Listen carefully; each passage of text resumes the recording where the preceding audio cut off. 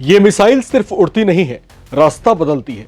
Radar को चकमा देने की क्षमता के दावों के साथ आसमान में अचानक दिशा बदलने की बात, और यही वजह है कि इसका नाम सामने आते ही दुनिया के बड़े बड़े डिफेंस एक्सपर्ट्स की नजरें इस पर टिक गई हैं।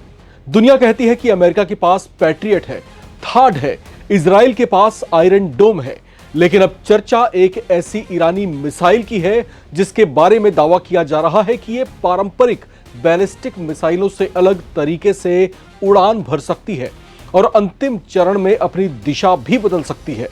आखिर क्या है इस मिसाइल का राज? क्या यह सिर्फ ईरान का मनोवैज्ञानिक दबाव बनाने वाला हथियार है, या फिर सचमुच ऐसी तकनीक जिसने दुनिया की सबसे आधुनिक एयर डिफेंस प्रणालियों को नई चुनौती दे दी है? इसकी रेंज कितनी है, इसकी रफ्तार कितनी है, और आखिर खैबर शेकन नाम का मतलब क्या है? इस रिपोर्ट में हम आपको दिखाएंगे कितनी बड़ी कयामत है ईरान की खैबर शेकन मिसाइल। इसकी तकनीक, इसकी ताकत के आगे अमेरिका और इजराइल की मिसाइलें कैसे गश्त खा जाती हैं, और आपको यह भी बताएंगे कि आखिर क्यों इसके नाम की चर्चा पूरे मिडिल ईस्ट से लेकर वॉशिंगटन तक हो रही है। अमेरिका और ईरान के बीच बढ़ते तनाव के साथ अब जंग सिर्फ मिसाइलों की नहीं बल्कि तकनीक की लड़ाई बनती जा रही है। एक तरफ दुनिया के सबसे आधुनिक एयर डिफेंस सिस्टम है, दूसरी तरफ ईरान लगातार ऐसी मिसाइलें और ड्रोन दिखा रहा है जिनके बारे में दावा किया जाता है कि उन्हें रोकना पहले से ज्यादा मुश्किल हो सकता है। इन्हीं हथियारों में सबसे ज्यादा सुर्खियां बटोर रही है खैबर शेकन मिसाइल। ईरान ने इस मिसाइल को पहली बार साल 2022 में दुनिया के सामने पेश किया था। यह सॉलिड फ्यूल बैलिस्टिक मिसाइल है। सॉलिड फ्यूल का सबसे बड़ा फायदा यह है कि लॉन्च की तैयारी में कम समय लगता है, यानी अगर आदेश मिला तो कुछ ही समय में इसे दागा जा सकता है। यही वजह है कि सैन्य विशेषज्ञ इसे तेज प्रतिक्रिया देने वाले हथियारों में गिनते हैं। अब सबसे बड़ी ताकत समझिए। रिपोर्ट्स के मुताबिक इसकी रेंज करीब 1450 किलोमीटर है, यानी यह पश्चिम एशिया के बड़े हिस्से तक पहुंच सकती है। लेकिन सिर्फ दूरी ही इसकी पहचान नहीं है।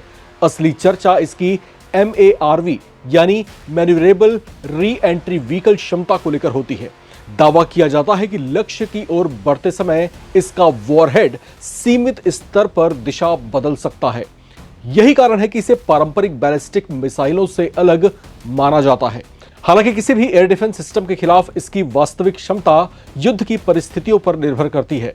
एक और बात इसे खास बनाती है, खैबर शेकन को बड़े और स्थायी मिसाइल बेस से ही नहीं बल्कि मोबाइल लॉन्चर से भी दागा जा सकता है, यानी इसे अलग अलग जगहों पर तेजी से तैनात किया जा सकता है।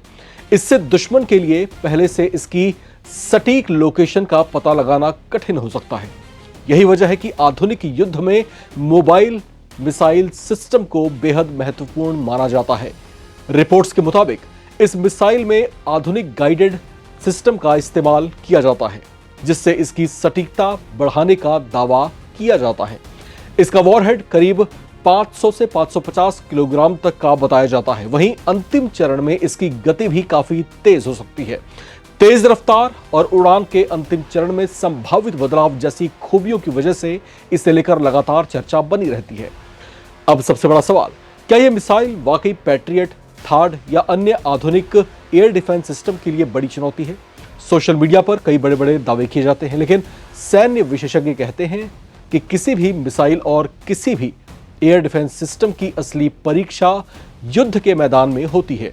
इंटरसेप्शन कई बातों पर निर्भर करता है। मिसाइल की उड़ान, हमले का तरीका, इलेक्ट्रॉनिक वॉरफेयर, लक्ष्य की दूरी और उस समय मौजूद रक्षा व्यवस्था। इसलिए किसी एक दावे के आधार पर अंतिम निष्कर्ष निकालना सही नहीं होगा। अब बात इसके नाम की। खैबर शेकन का मतलब होता है खैबर को तोड़ने वाला। ईरान ने इस नाम को ऐतिहासिक और प्रतीकात्मक महत्व के साथ चुना है, यानी ये सिर्फ एक हथियार नहीं बल्कि एक राजनीतिक और वैचारिक संदेश भी माना जाता है। आधुनिक युद्ध में हथियारों के नाम भी कई बार रणनीति का हिस्सा बन जाते हैं। आज दुनिया जिस तेजी से बदल रही है उसी तेजी से हथियार भी बदल रहे हैं। पहले लड़ाई सिर्फ टैंक और लड़ाकू विमानों की होती थी, अब मुकाबला है smart missile versus smart air defence. एक तरफ नई मिसाइलें बन रही हैं तो दूसरी तरफ उन्हें रोकने के लिए और उन्नत तकनीक विकसित की जा रही है, यानी हथियारों की ये दौड़ अभी थमने वाली नहीं है। यही वजह है कि खैबर शेकन जैसी मिसाइलें सिर्फ ईरान की ताकत का प्रदर्शन नहीं बल्कि पूरे क्षेत्र के सुरक्षा समीकरण पर चर्चा का विषय बन जाती है। हर नई तकनीक के साथ दूसरे देशों को भी अपनी रक्षा रणनीति बदलनी पड़ती है और यही कारण है कि पश्चिम एशिया में मिसाइल तकनीक आने वाले समय में सबसे बड़ा रणनीतिक मुद्दा बन सकती है। अब चलते चलते कुछ सवाल नवभारत टाइम्स के आप तमाम दर्शकों से। आपको क्या लगता है, क्या भविष्य के युद्धों में मिसाइल तकनीक एयर डिफेंस सिस्टम से आगे निकल जाएंगी? क्या पश्चिम एशिया में हथियारों की यह नई दौड़ दुनिया को और बड़े संकट की ओर ले जा रही है? कमेंट करके अपनी राय जरूर शेयर करें। चैनल को सब्सक्राइब करें ताकि आप ना रहे किसी खबर से बेखबर। देखते रहें नवभारत टाइम्स।